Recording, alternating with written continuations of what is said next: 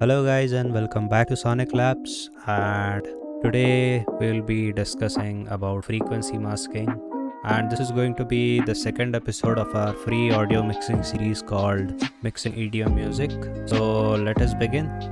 So first of all, what exactly is frequency masking? So to explain this, I want you to imagine a mix down. What kind of elements will you have in your mix down? Pretty much everything would cover the entire frequency spectrum. Like you will have all the high frequency instruments, all the mid frequency instruments, and all the low frequency instruments present all at the same time. So you are basically filling up the entire frequency spectrum in a mix down. Now in those sounds, imagine two sounds which are at similar volume levels and lie in the same frequency region. Now if you play those two sounds at the same time, one of them will be suppressed by the other sound and it would make a bad impact on the other sound. So basically, when two or more sounds sharing a similar frequency range and amplitude which influence each other in a bad way are masking each other. So at a time only one sound will be masked by the other sound, which is one of them would be suppressed. It won't sound good, or you won't be able to listen to that sound at all. So that's a really bad thing, and that's the problem that we are going to solve today. So I have this simple mix. It's a kind of EDM dance drop, and it's really basic. Like we have only one lead, one chord pattern, a bass, a sub bass, our kick, snare and clap, and some cymbals. So this is how it sounds.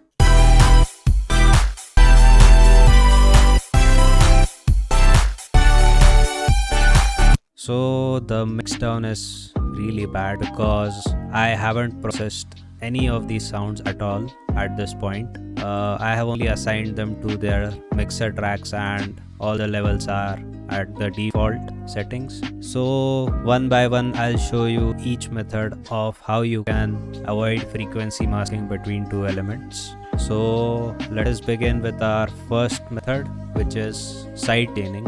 So for this we'll be taking our kick, snare and claps, which are the main rhythmic element of the arrangement. These are the main drums. And this is what creates the groove for your track. So it's very important for these to be heard in your mix very clearly. In fact, they also influence the energy of your drop. So let's just see what frequency region they are covering. So as you can see, both our kicks and the snare clap, they are covering the entire frequency spectrum, and we cannot afford to suppress any of them. And it's also the same case with our synth elements, like they are also covering the entire frequency spectrum. So what can we do? We can't suppress any one of them, or we can't just take down the level of any of them. Both are important to us. So what we can do is we can sidechain our entire synth group with the kick snare. So a simple way to do that is just group all the synths into one track and load up a simple volume LFO plugin like the LFO tool. And now we'll just listen to the volume ducking.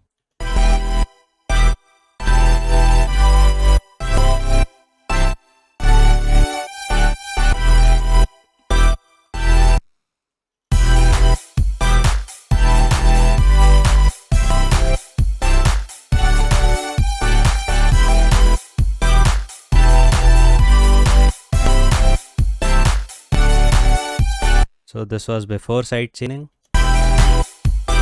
and this is after.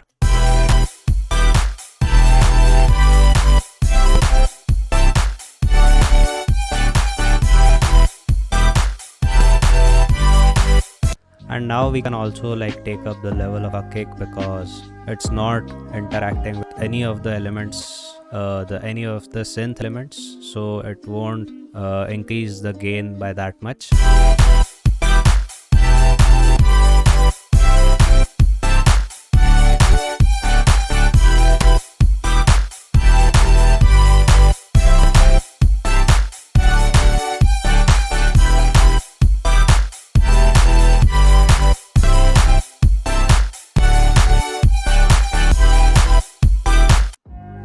now by side chaining we made more headroom for our kicks and snares and claps, and we also avoided the masking between our synth elements and the drums. So this is how you can use side chaining to avoid frequency masking.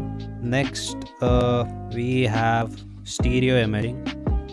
So now we'll look at two elements which lie in the same frequency region, like our leads and our chords.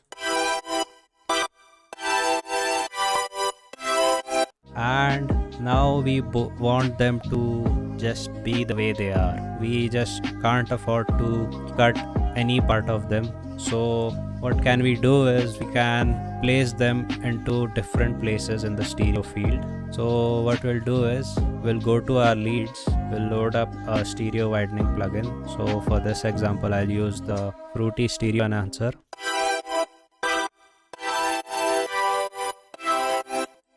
So we'll make our leads a bit more stereo, and again we will load the same plugin and we will push the chords to the mono side a bit.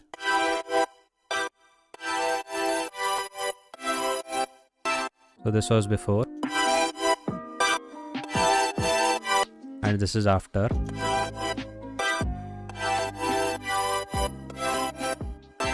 So this has become a lot more clear than before, and without compromising on any of these two elements we have avoided frequency masking between them.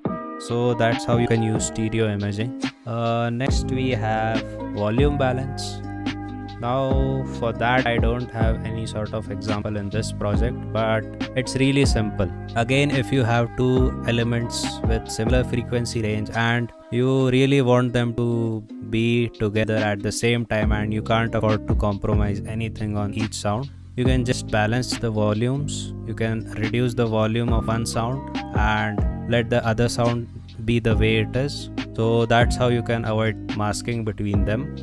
But I would suggest that you should avoid this step as much as you can, because it won't completely avoid frequency masking, but it will just reduce its effect. And as you will move further with the process of mixing, this might cause some issues with your mix.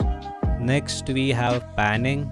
So if you cannot push too many elements in the stereo field and too many elements in your mono field, you can just pan them in different directions.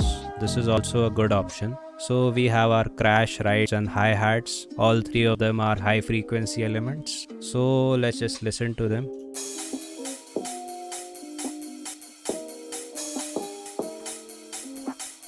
So what we'll do is we'll pan the rides a bit to the left and the hi-hats a bit to the right, and we will let the crashes be in the center because there's space for them. And now let's just listen.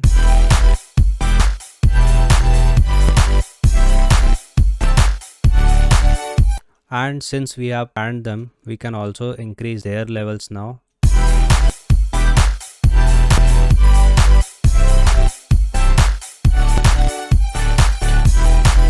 So that's how you can again avoid frequency masking.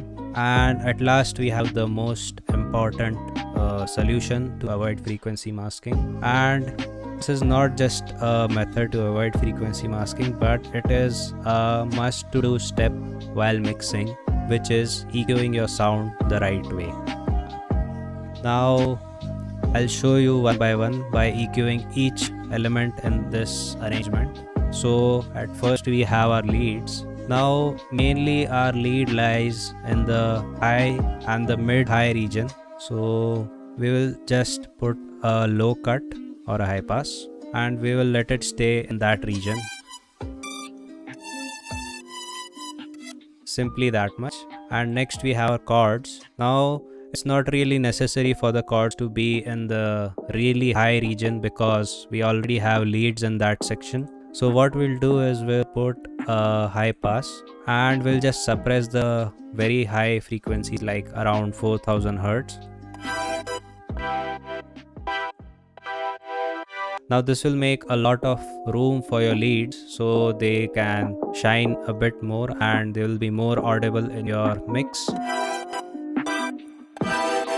So this is before and this is after. And now you can also boost the fundamental part of your chords, which is the mid highs. So we'll boost the mid highs.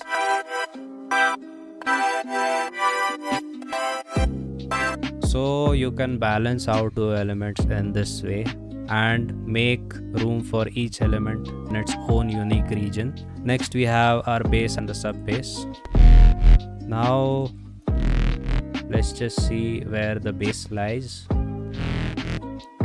And as you can see, it is also covering the sub region, so that's really bad because we have our sub bass to cover that region already. So we'll just cut out that part up to 100 Hz, and our bass is interfering with the high section of the drop, so we'll also put a low pass filter and we'll just go till around 1000 Hz because here our chords were operating and here there are leads. And now we can boost the fundamental part of the mid bass. And now let's listen to our sub bass.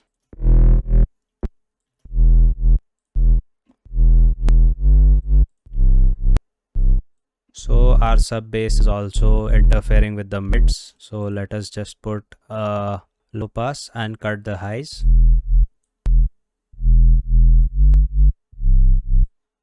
And now since we have removed so much out of our mid bass, it has become more quieter, so we'll just increase the volume. And now let's just listen to both of them. And this was before and this is after. So now our bass will not interfere with the sub bass and the leads and the chords. So let us just listen to the entire synth section without the EQs. And now with the EQs.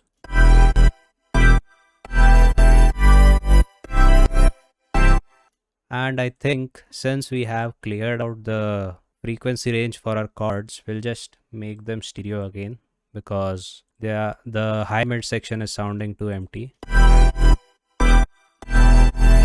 And also we'll bring our chords a bit to the mids. So yeah, if you EQ your elements properly, you won't have to just stereo image them that much, and you can have more mono compatible mixes.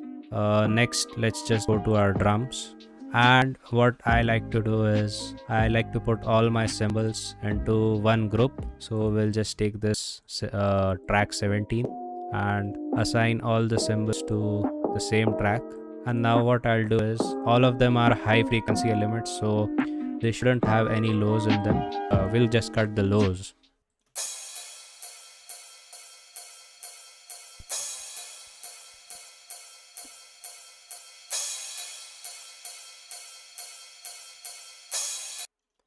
And now we'll just EQ our kicks and the snares. Now I think our kicks are lacking a bit of the high end, so let's just boost the highs.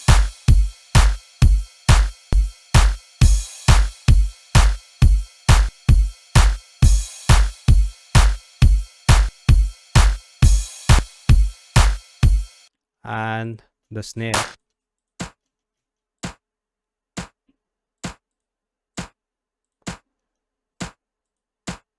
Both the snare and the clap shouldn't have any low frequencies.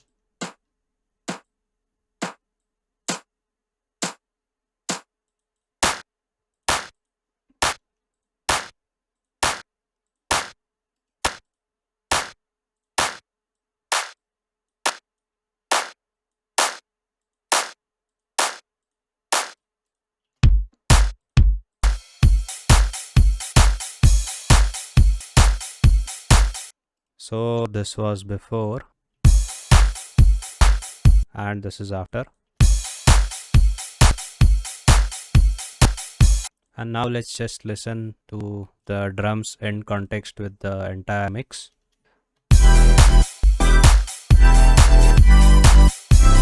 So this was before EQing everything, and this is after EQing.